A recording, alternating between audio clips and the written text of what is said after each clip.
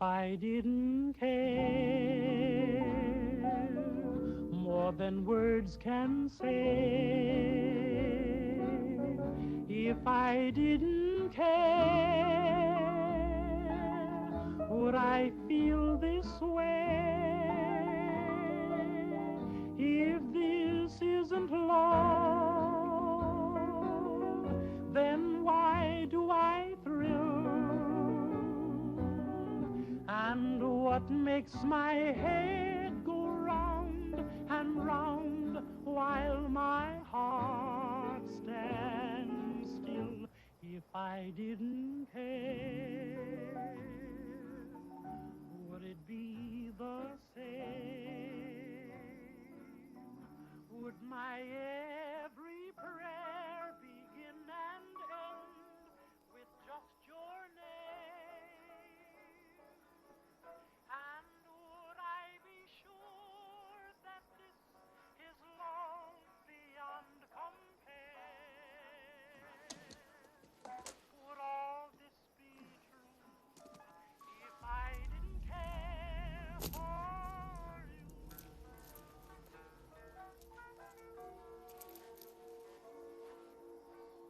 If I didn't care, honey child, more than words can say. If I didn't care, would I... Mr. Dufresne, describe the confrontation you had with your wife the night that she was murdered.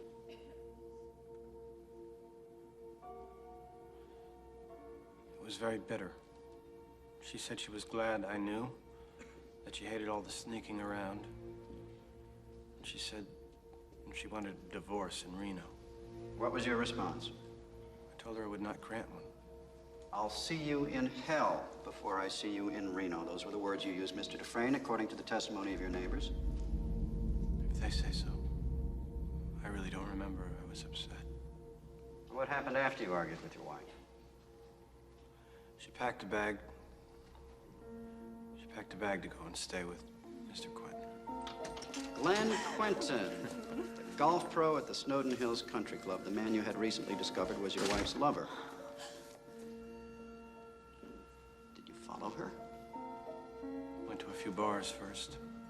Later, I drove to his house to confront them. They weren't home, so I parked in the turnout and waited. With what intention? I'm not sure. I was confused, drunk. I think mostly I wanted to scare them.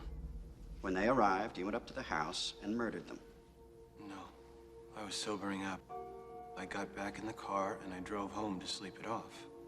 Along the way, I stopped and I threw my gun into the Royal River. I feel I've been very clear on this point. Well, where I get hazy is where the cleaning woman shows up the following morning and finds your wife in bed with her lover riddled with .38 caliber bullets. Now, does that strike you as a fantastic coincidence, Mr. Dufresne, or is it just me? Yes, it does. Yet you still maintain that you threw your gun into the river before the murders took place. That's very convenient. It's the truth. The police dragged that river for 3 days and nary a gun was found. So there could be no comparison made between your gun and the bullets taken from the blood-stained corpses of the victims. And that also is very convenient, isn't it, Mr. Dufresne?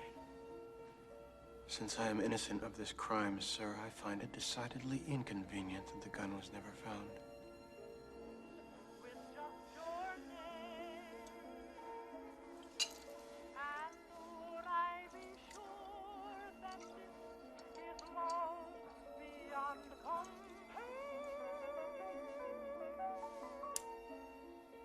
Ladies and gentlemen, you've heard all the evidence. You know all the facts. We have the accused at the scene of the crime. We have footprints, tire tracks. We have bullets strewn on the ground which bear his fingerprints. A broken bourbon bottle, likewise with fingerprints. And most of all, we have a beautiful young woman and her lover lying dead in each other's arms. They had sinned. But was their crime so great as to merit a death sentence? Now, while you think about that, think about this. A revolver holds 6 bullets, not 8. I submit that this was not a hot-blooded crime of passion. That at least could be understood, if not condoned. No. This was revenge of a much more brutal and cold-blooded nature. Consider this, 4 bullets per victim. Not 6 shots fired, but 8. That means that he fired the gun empty and then stopped to reload so that he could shoot each of them again. An extra bullet per lover. Right in the head. You strike me as a particularly icy and remorseless man, Mr. Dufresne. It chills my blood just to look at you. By the power vested in me by the state of Maine, I hereby order you to serve 2 life sentences back to back. 1 for each of your victims. So be it.